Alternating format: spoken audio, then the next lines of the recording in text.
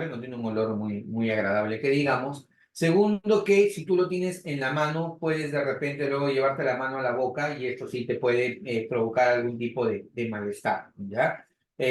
Con el oxígeno ya se degrada el azufre, no de manera rápida, sino de manera muy lenta. Y hay algunas situaciones en donde tú, por ejemplo, puedes colocar el azufre en polvo en una cucharita, calentarlo y se enciende. Algo así como si se encendiera la roca y tiene un vapores de color azul. Pero no lo hagan, ¿ya? No lo hagan a menos que lo hagan con la asistencia de un adulto, ¿ya? Porque esos vapores sí son muy tóxicos. Esos vapores son muy tóxicos, ¿ya? Entonces, gracias por compartirlo, Marcelo.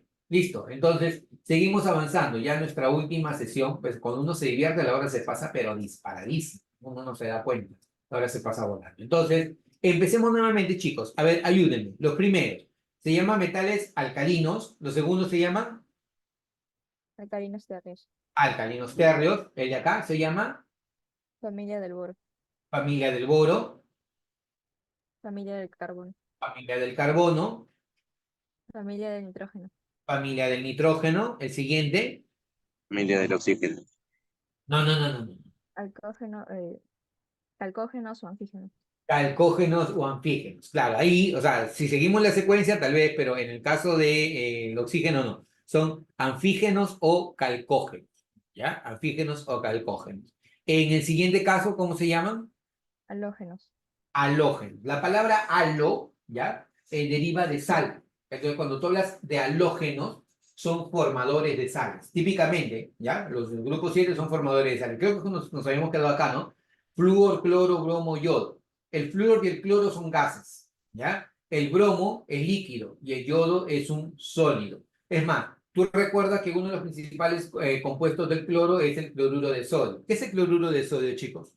Sal. La sal común, ¿correcto? El cloruro de sodio es la sal común. Entonces, ahí tenemos al cloruro de sodio. Luego tenemos por acá, grupo 8, los gases nobles. Helio, neón, argón, gritón, xenón, radón. ¿Ya? Entonces, ellos son de la familia A. Típicamente, consejo de pata, ¿ya? Consejo de pata, porque yo ya no voy a postular, tú eres el que vas a postular, ¿ya? Y como te digo, de mi lado, del lado de Unidem y del lado de tus profesores, nosotros te marcamos el camino. Al final el esfuerzo lo tienes que hacer tú. O sea, yo no voy a dar el examen por ti en la universidad, ¿no? O yo no voy a dar una evaluación por ti en la universidad. ¿Quién lo va a dar? Tú. Por lo tanto, el esfuerzo de quien viene es tuyo. Tú me tienes que exigir que yo te dé toda la teoría, te dé todas las herramientas. Que es lo que estoy haciendo, te estoy dando todas las herramientas. Pero ya depende de ti mucho que tú empieces a investigar más, ¿ya? Y empieces a encontrar las formas de cómo recordarlo, ¿ya? En el caso de la familia A, ¿ya? Hay que tener en cuenta, el consejo de pata, hay que memorizarse por lo menos los primeros 4 periodos. Hay que memorizarse los primeros 4, son los que más vienen en admisión. Si te lo sabes de memoria y te viene una pregunta en examen de admisión, es más, tú solamente con leer la pregunta ya das con la respuesta. No necesitas hacer mucha cosa, pero necesitas memorizar por lo menos los primeros 4 periodos de los elementos y luego todo lo que son grupo 1, grupo 2, grupo 7 y grupo 8 de la tabla periódica. Acá hay una particularidad que hace un rato no les comenté, pero es muy importante que lo tengas en cuenta, ¿ya? En la tabla periódica existe una línea de frontera. ¿Te das cuenta acá? ¿Ves esta línea de frontera? ¿Ya? ¿Sí? ¿Todo lo ven? Ya, listo. Esta línea de frontera corresponde a los semimetales o metaloides. Antiguamente se les llamaba metaloides, actualmente se prefiere llamarle semimetales, ¿ya? Son sustancias que tienen un comportamiento intermedio entre metales y no metales, ¿ya? Comportamiento intermedio entre metales y no metales, dependiendo de las condiciones físicas, dependiendo de las condiciones físicas. Quiere decir que si yo, por ejemplo, estoy bajo ciertas condiciones, tiene comportamiento metálico, y bajo otras condiciones, comportamiento no metálico. Algo que se confunde mucho es que dicen, esas sustancias se comportan como metales y no metales a la vez. No, mentira. No. Estas sustancias son no metales, pero pueden exhibir comportamiento metálico bajo ciertas circunstancias. Ejemplo, mira, el silicio, ¿ya? Me voy a poner en el silicio. El silicio a bajas temperaturas no conduce la electricidad, ¿ya? si el silicio a bajas temperaturas no conduce la electricidad, ¿qué significa? Que su comportamiento ¿cómo es? ¿Metálico o no metálico? No metálico. No metálico. Si a bajas temperaturas no conduce la electricidad, su comportamiento es metálico, ¿ya? Pero a altas temperaturas conduce la corriente eléctrica. Entonces, a altas temperaturas, ¿qué comportamiento tiene? Metálico. ¿Correcto? Por eso es que el silicio se utiliza mucho en los circuitos integrados de las computadoras, porque las computadoras ya generan zonas de muy alta temperatura y cuando se incrementa la temperatura, reduce la eficiencia de una computadora. Entonces, para evitar eso, ¿qué es lo que se hace? Se optimiza el flujo de la electricidad. ¿Cómo? Utilizando silicio. En el momento en que se incrementa la temperatura, entonces el silicio empieza a conducir la corriente eléctrica y hace más fácil el flujo de la electricidad. Y adicionalmente, se utilizan, por ejemplo, en los circuitos integrados plata, ¿ya? Típicamente deberías utilizar cobre en los circuitos integrados, pero en los circuitos integrados también se utiliza plata, porque la plata es un mejor conductor eléctrico que el cobre. Entonces, cuando incrementa la temperatura y se reduce la eficiencia de la computadora, ¿quién ayuda? Ayuda el silicio, que está en el circuito integrado, y ayuda también la plata, que es un mejor conductor eléctrico que el cobre. ¿Ya? Entonces, esas particularidades, por ejemplo, hay que tenerlas. Ahora, ¿por qué te menciono esto? Porque esta línea de frontera me marca la frontera, valga la redundancia, entre lo que son metales, todo lo que está a tu izquierda son metales, y todo lo que está a tu derecha son no metales. Entonces, si te preguntan, ¿qué abunda más en la tabla periódica? ¿Metales o no metales? ¿Qué hay más en la tabla periódica? ¿Metales o no metales? Metales. Metales.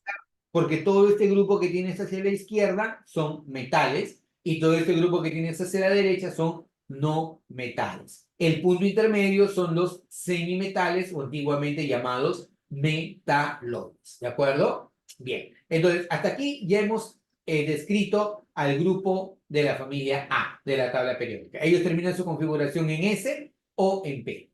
¿Ya? Luego vamos con el grupo de la familia B. ¿Ya? En el caso de la familia B, hay 4 grupitos a tener en cuenta, ¿ya? Esos grupos son los que tenemos acá. El grupo 8B, que tiene el hierro, cobalto, níquel, ¿ya? En la academia lo recuerdan como FeConi,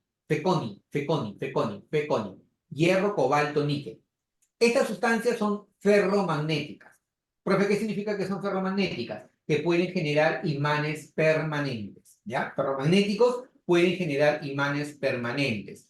Ningún elemento puede generar un imán permanente y de forma natural que no sea el hierro, el cobalto y el níquel. Profe, mentira, porque yo he visto imanes de cobre. Sí, pero no de forma natural, sino de forma artificial.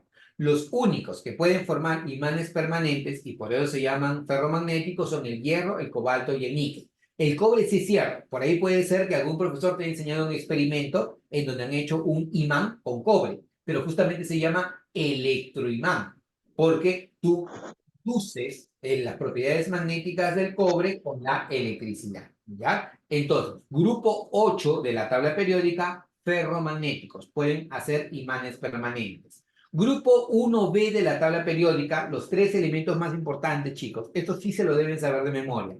El cobre, la plata y el oro son los 3 elementos más importantes. Hierro, cobalto y perdón, cobre, plata y oro. Se llaman elementos de acuñación porque sirven para acuñar monedas, ¿ya? Dentro de estos 3 tienes a los 3 elementos mejor conductores de la electricidad. Por esa razón, si tú ves cualquier conductor eléctrico, cualquier cable de electricidad, está hecho con cobre, ¿de acuerdo? Profe, pero el cobre a mí me han dicho que no es el mejor conductor eléctrico. Sí, pero también si tú revisas el cobre frente a la plata y frente al oro, ¿ya? El cobre es más barato, ¿ya? Por esa razón es que utilizan el cobre en vez de plata o en vez de oro. Y este grupito también es muy importante, chicos. El zinc, el cadmio y el mercurio. Zinc, cadmio y mercurio, ¿ya? ¿Por qué es importante ellos? Ellos se llaman elementos de puente porque sirven de puente para pasar desde este bloque hacia este otro bloque. Pero se llaman elementos de puente. Pero particularmente, acá tienes al mercurio. ¿Qué particularidad tiene el mercurio, chicos? ¿Qué particularidad tiene el mercurio? ¿Qué es líquido? Es metal. Excelente, lo dijeron, es un metal líquido. Es un metal, es el único metal que a condiciones ordinarias se encuentra en estado líquido. Profe, pero usted dijo hace un rato que el galio también puede ser líquido. Sí, pero siempre y cuando alcance la temperatura de un poquito menos de 37 grados Celsius. De manera natural, él es sólido. En cambio, el mercurio sí, no lo vas a encontrar en fase sólida. Al mercurio en condiciones ordinarias lo vas a encontrar en fase líquida. ¿Y dónde hay mercurio? ¿Dónde puedes ubicar mercurio fácilmente en casa? En el termómetro. En el termómetro de mercurio, ¿no? Justamente para medirte tu temperatura, si tú estás bien o estás mal, ¿qué utilizas? El termómetro de mercurio. Como el mercurio es un metal líquido y los metales se dilatan con gran facilidad por efecto del calor, entonces cuando tú te mides la temperatura, el mercurio lo que hace es empezar a dilatarse y su dilatación te va a indicar cuál es la temperatura a la cual tú te encuentras, ¿correcto? Profe, entonces el mercurio, si yo me rompo un termómetro de mercurio, ¿puedo coger el termómetro y ver cómo se forman bolitas y todo? Sí, sí, sí lo puedes ver, pero no recomendable tocar. O sea, si tú ves que el mercurio, ya, si ves que el mercurio se rompió un termómetro y se derrama mercurio, chicos, lo primero que deben hacer es con un papelito tratar de aislarlo, ¿ya? El mercurio no puede entrar en contacto con agua porque es una sustancia muy venenosa, es una sustancia muy, muy tóxica y lo peor que tiene efecto acumulativo. Y ese efecto acumulativo cuando empieza a mostrarse ya es irreversible. Por ejemplo, se han dado muchos casos en que personas han estado bebiendo, ¿no? Agua con mercurio y han empezado a mostrar los estragos del mercurio y ya de manera irreversible. Ataca el sistema nervioso el mercurio, así que es uno de los metales más contaminantes. El cadmio, el mercurio y el plomo son tres metales que causan mucha preocupación ambiental porque si es que llegan a ser ingeridos por el ser humano, provocan mucho daño, ¿de acuerdo? Entonces, esos son los principales elementos que tú tienes en la tabla periódica. Hasta acá, chicos, ¿alguna pregunta, alguna consulta o algún comentario? Profesor, yo tengo una pregunta. ¿Cómo así que qué pasa si el mercurio se junta con el agua? ¿Qué efecto puede traer si pones un vaso de agua con mercurio? Ah, no, o sea, no es que tú vas a poner el mercurio en tu vaso con agua y te lo vas a tomar. No, no, no, eso No, no. no, Solo no, que es... definitivamente no. A ver, vamos a compartirlo con todo, ¿ya? Efectos del mercurio a ver,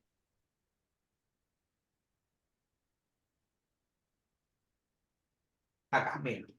Directo nada más, tomé una. El primero que. Uy, me apareció en inglés. Ah, no sé si lo puedo pasar al español. Hay una forma como pasarlo al español, no, creo que no. A ver, voy a buscar. ¿Qué? A ver, quiero ver si me está en una opción. Acá. Translate to Spanish. Está Spanish.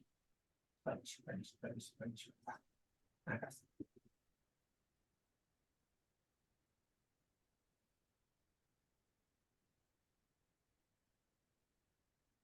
Ya, mira. Acá está, la intoxicación con mercurio. Dice, ¿cuánto mercurio se necesita para intoxicar al organismo humano? La respuesta es que depende y varía del tipo de metabolismo de cada persona. Por lo general, para que el agua sea potable y no genere riesgo a la salud, se requiere tener menos de 1 microgramo por litro. El agua contaminada, taca, taca. Ahora, si el mercurio no se degrada ni se destruye y solo se transforma, ¿pasa lo mismo cuando ingresa al cuerpo humano? Sí, cambia de una forma de mercurio a otra en el organismo y al final se bioacumula. O sea, ¿qué significa que se bioacumula? Que, como su nombre lo dice, o como lo está diciendo, se va acumulando. O sea, no es que el efecto es que me lo tomé y luego lo elimino, no. O sea, cambia, se queda atrapado en el ser humano y lo que se queda atrapado en el ser humano, si tú sigues consumiendo agua, se va a acumular. Ahora, Dice por acá, vamos a ver, tiki tiki, ¿dónde está? Voy a buscar un efecto de mercurio sobre el agua. Efecto de mercurio y sus elementos. Ya, vamos a ver. Quiero ver si hay algo. Acá está de los OMS. Ya, acá está, mira, otro más, mira.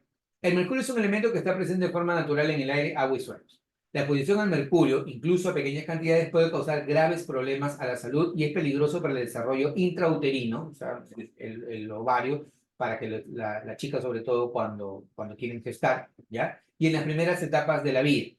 El mercurio puede ser tóxico para el sistema nervioso e inmunitario, sobre todo esto es muy importante porque una vez que daña el sistema nervioso ya es irreversible. El aparato digestivo, la piel, los pulmones, los riñones y los ojos. Dice, para la OMS el mercurio es uno de los 10 productos o grupos de productos químicos que plantean especiales problemas a la salud pública. ¿Ya? La principal vía de exposición humana es el consumo de pescados y mariscos contaminados con metilmercurio. ¿Ya? Acá, ¿por qué hacen referencia al metilmercurio? Porque el cuerpo humano, ¿ya? El cuerpo humano no tiene afinidad con las sustancias inorgánicas, más bien tiene afinidad con el material orgánico, ¿ya? Entonces, el mercurio, al ser una sustancia inorgánica, como inorgánico en sí, no, o sea, no es que sea la mayor preocupación, sino cuando el mercurio tiene una forma orgánica.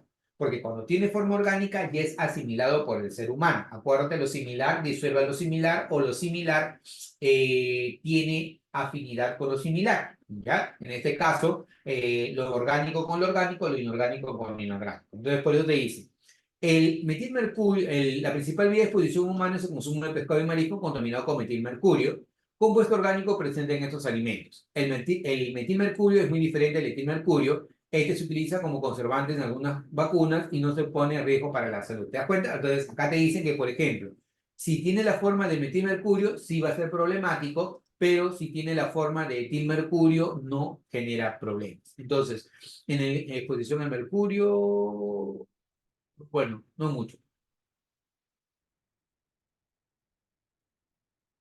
Acá, mira, ¿cómo reducir la exposición humana a las fuentes de mercurio? Promover el uso de energía limpia que no dependa de la combustión del carbón, porque tiene mercurio. Acabar con la minería del mercurio y el uso de mercurio en la extracción de oro y otros productos industriales, porque el mercurio se utiliza en la minería para poder retirar el oro del mineral. Entonces formas amalgamas y puedes recuperar el oro y puedes recuperar la plata, ¿ya? Eliminar progresivamente el uso de productos no esenciales que contengan mercurios e implantar métodos seguros de manipulación. ¿En dónde, por ejemplo? En las pilas. En las pilas es donde vas a encontrar mayor mercurio.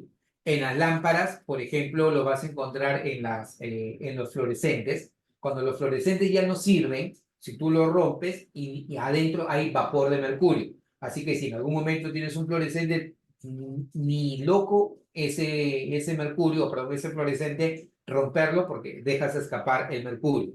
Las amalgamas, actualmente ya no se utilizan amalgamas dentales, ¿ya? Se utilizan, por ejemplo, cerámicos para evitar las amalgamas, pero por ahí de repente todavía papá, mamá, abuelito, abuelita, ¿ya? Tienen algunas curaciones dentales con amalgama, ¿ya? Entonces les voy a dejar esta información de acá para que ustedes las lean y bueno, estén mejor informados, ¿ya? Entonces, espero que eso haya respondido a tu consulta, Ámbar. Sí, ya tiene más sentido. Eso que ya sé qué efectos podría traer el mercurio hacia una persona. Gracias. Sí, básicamente efecto al sistema nervioso y cuando ya el daño está dado, ya es irreversible. Por eso es que causa gran preocupación. ¿Ya? Bueno, entonces, eso es con respecto bueno, a lo que había preguntado. Vayamos ahora por acá a resolver nuestros ejercicios, chicos, antes que nos gane la hora. ¿Ya? Veamos, señale verdadero o falso según corresponde. ¿Alguien tiene alguna otra pregunta, alguna consulta, algún comentario, muchachos? Una consulta respecto a qué, o sea, qué componentes o elementos están en, ya sea bombas atómicas, porque por lo que tengo entendido, cuando exploten en una tercera guerra, podría ser un daño irreparable para el ser humano y para en sí el planeta. Quisiera saber Ya. por qué lo permiten. ¿Por qué lo permiten? Bueno, eso ya no va a depender de que por qué lo permiten o no. Hay un tema. A ver, vamos a ver acá. El tema es que ustedes, cuando ustedes me hacen hablar, yo ya no paro. Pero bueno, es importante para poder saciar su seguridad o su curiosidad. ¿Saben qué es esto? Esa es la relatividad de Einstein.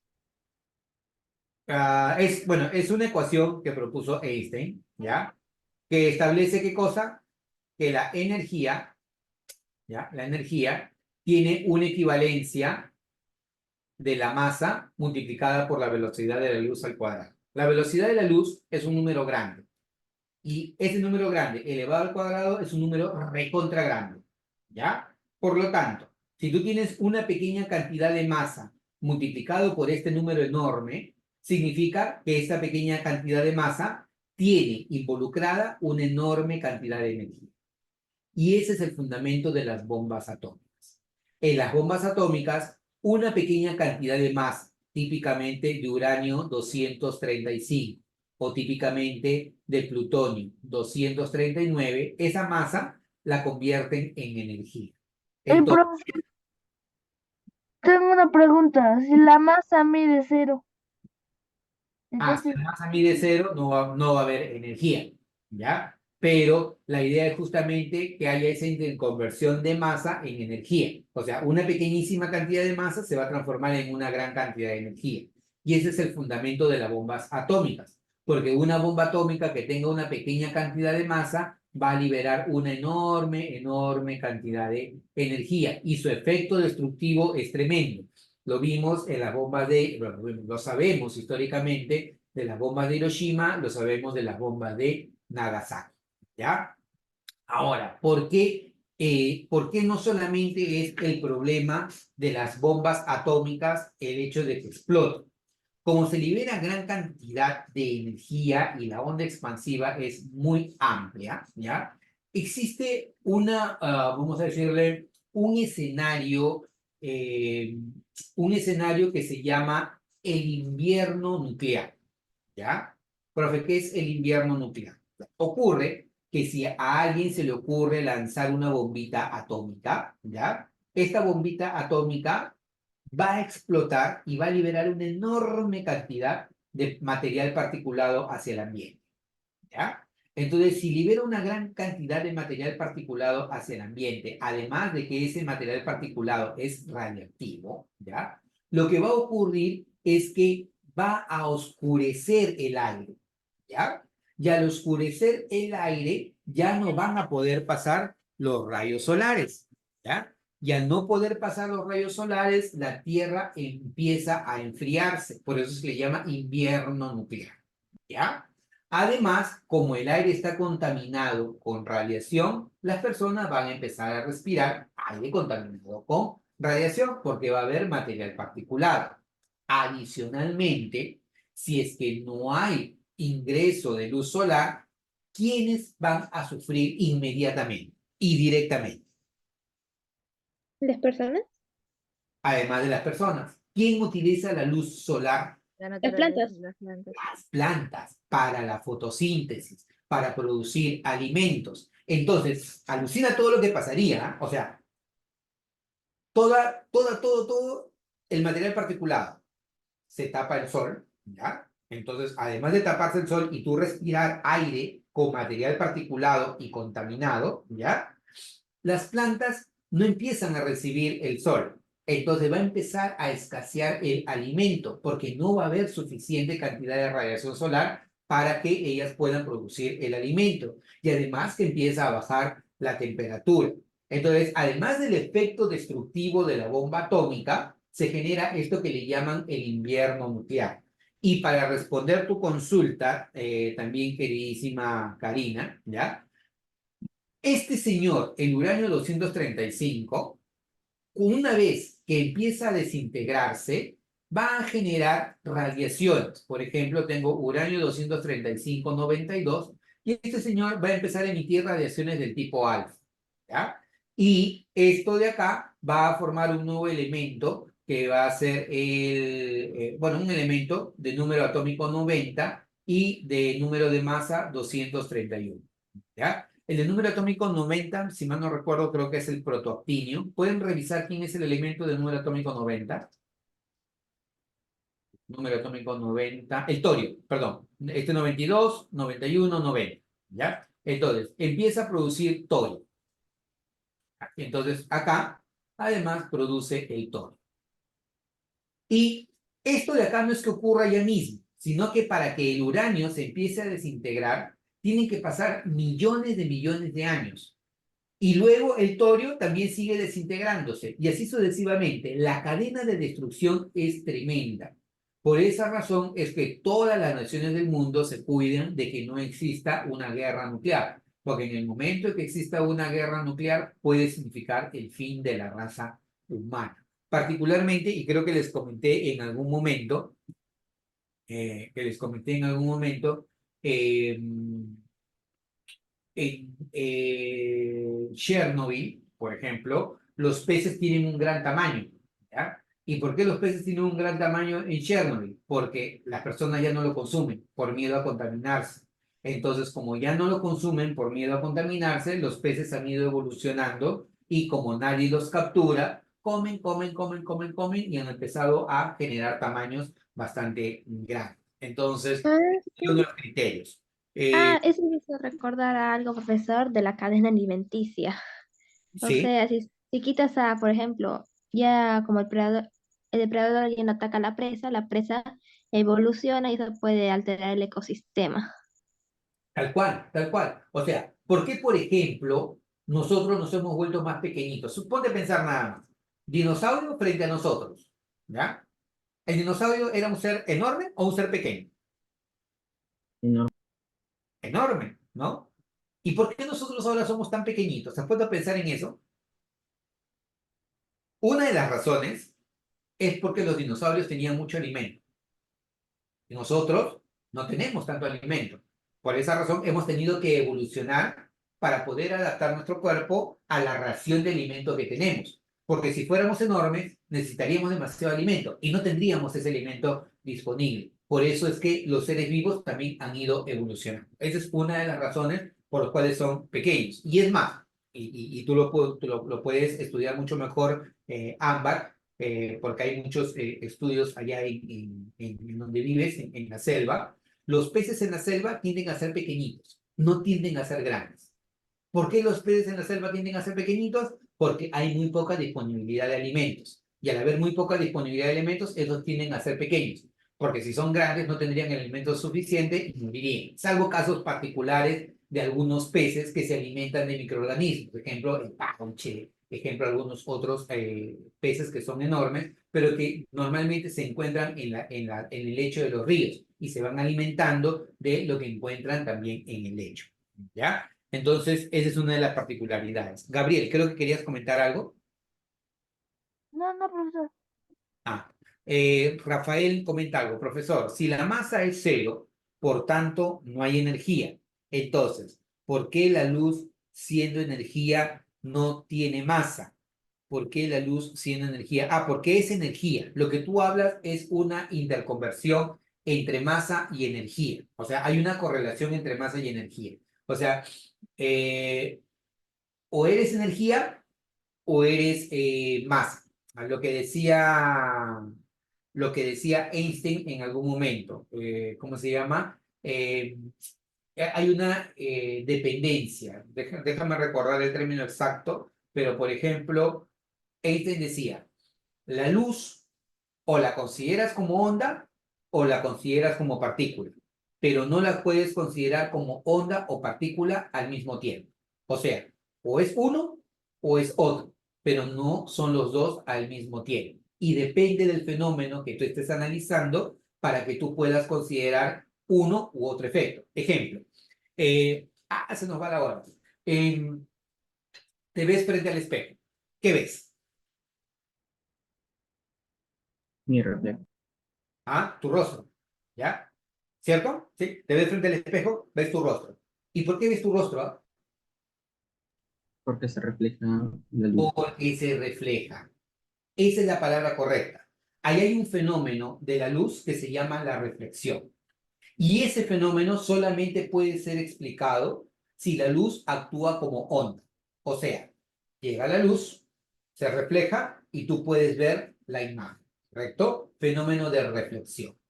El otro fenómeno, por ejemplo, es la refracción. Tienes un vaso con agua, colocas una cuchara y parece que la cuchara se rompiera, pero la cuchara no se ha roto. ¿Por qué tú ves ese fenómeno? Tú ves ese fenómeno porque la luz en el aire no viaja a la misma velocidad que en el agua. Entonces se distorsiona la imagen de la cuchara porque la luz tiene una velocidad en el aire y tiene otra velocidad en el agua. Ese fenómeno se llama refracción de la luz. La reflexión de la luz y la refracción de la luz únicamente se pueden explicar considerando a la luz como onda, pero no como partícula, ¿de acuerdo? Si yo quiero ver a la luz como partícula, podría, por ejemplo, irme a los paneles solares, efecto fotovoltaico. En este caso, yo lo que hago es coloco un panel que tiene electrones en el interior y en este caso, si la luz fuera una onda, no le hace absolutamente nada a los electrones. La única manera de que estos electrones salgan de la superficie y generen electricidad es que algo los impacte, como si tú tuvieras dos bolas de billar. Esta bola de billar impacta, ¡pop!, la otra se mueve. Se llama transferencia de cantidad de movimiento. Perdón por utilizar esos términos, pero debo utilizar el término correcto. Transferencia de cantidad de movimiento, ¡pop!, golpea. ¿Ya? Entonces, si yo considero a la luz como una onda, no tiene ese efecto. Para que la luz pueda tener ese efecto, la luz tiene que funcionar como una partícula. ¡Pop! Golpea, entonces se va el electrón y al salir el electrón genera electricidad.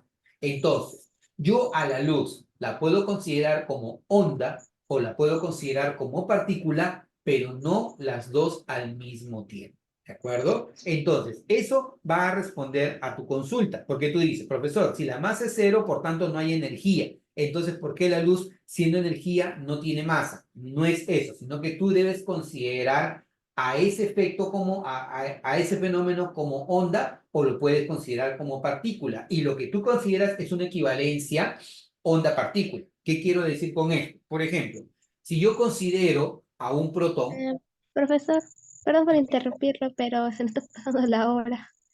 Voy a continuar con las preguntas. ya, perdón.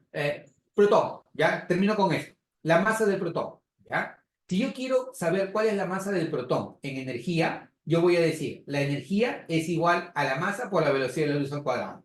Si yo quiero saber cuál es la energía que tendría asociada el protón, sería esto. La energía del protón es igual a esta masa del protón multiplicada por la velocidad de la luz al cuadrado. Esa sería la equivalencia de la masa y la energía. ¿De acuerdo? Entonces, espero que eso haya respondido tu consulta. Y Carla me dice, ya, listo, vayamos. Se nos va. Respondamos, rapidísimo. Chicos, pregunta. Señale verdadero o falso según corresponde. Los elementos de la familia B se llaman representativos. ¿Verdadero o falso?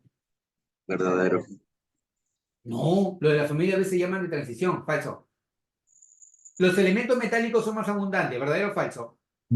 Verdadero. Verdadero. Pero Verdadero. los elementos se ordenan según su masa atómica creciente. En la tabla Falso. periódica, falso. Entonces, falso, verdadero, falso. Alternativa, letra D. Dobereiner, ¿lee de las octavas? Mm, Falso. Falso. Dobereiner es ley de las triadas. Newlands, ¿ley de las triadas? Falso. falso. Falso, porque Newlands habló de la ley de las octavas. Moseley, ¿diseñó la tabla periódica actual? Falso. Falso. Falso.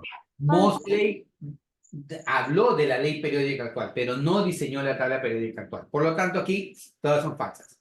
Propuso que las propiedades físicas y químicas de los elementos son función periódica de su masa atómica. ¿Quién propuso eso?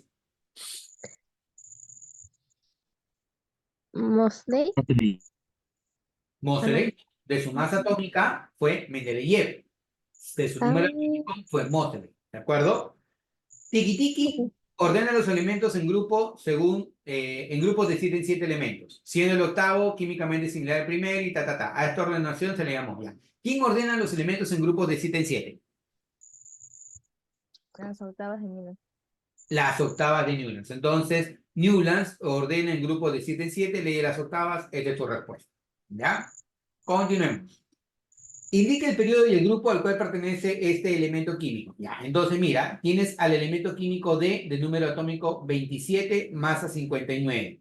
¿Qué gas noble voy a escoger para esto? Voy a Argón escoger 18. el gas noble argón 18. ¿Ya? Del argón 18, ¿quién continúa? Continúa 4S2 y de ahí continúa 3D. 18 más 2, 20. Para llegar a 27, acá, 7. ¿En qué termina la configuración? Termina en D. Entonces, si termina en D, ¿a qué familia pertenece? ¿Familia A o familia B? B. Familia B. Entonces pertenece a la familia B, por esto, ¿de acuerdo? El periodo, ¿quién me lo da? El mayor nivel, periodo 4, ¿ya? Y grupo me lo da la suma de electrones. 2 más 7 me da 9. ¿Existe el grupo 9B? No, pero sí es el 8. Claro, entonces acá esto sería el grupo 8B de la tabla periódica. Cuando la suma me da 8, 9 o 10, pertenece al grupo 8B. ¿Qué vas a marcar acá? Nadie. La letra. Tu respuesta. Siguiente. Tengo este elemento M de número atómico 48 y número de masa 112. Me interesa eso. ¿Qué gas noble escoges? Krypton 36. El criptón 36. ¿Listo? Criptón 36. De criptón 36, ¿quién continúa? Continúa 4S2. 5S2 y de ahí sigue 4 de 10. 4 de 10. 36 más 2, 38 más 10, 48. ¿De acuerdo? Ahora, con esto, quiero hallar el periodo y quiero hallar el grupo. Listo, chicos. ¿En qué termina la configuración? La configuración termina en D. Si termina en D, ¿a qué familia pertenece? ¿A o B? B. En la familia B. A la familia B, ¿correcto? Periodo es el mayor nivel. ¿Cuál es el mayor nivel? 5. El 5. ¿No? Y grupo es la suma de electrones, o sea, 2 más 10. 2 más 10, ¿cuánto? 12, 12. Es ¿no? 2. Entonces, ¿pertenece a qué grupo? 2. 2B de la tabla periódica. Entonces, grupo 2B, alternativa que marcas acá, periodo Así. 5, grupo 2B, La B. la La B. letra. ¿Ya? Listo.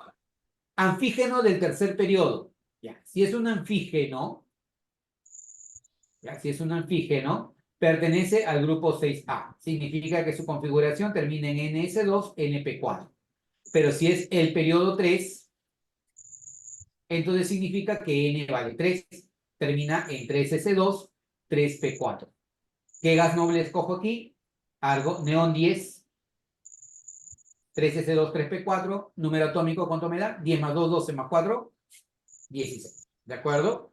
Listo. Entonces, hemos avanzado preguntas. Si avanzo más, se nos va a cortar la clase. Así que, bueno, chicos, simplemente agradecerles, ¿ya? Agradecerles por haber estado el día de hoy. La próxima semana repasamos un poco de esto, ¿de acuerdo? Entonces,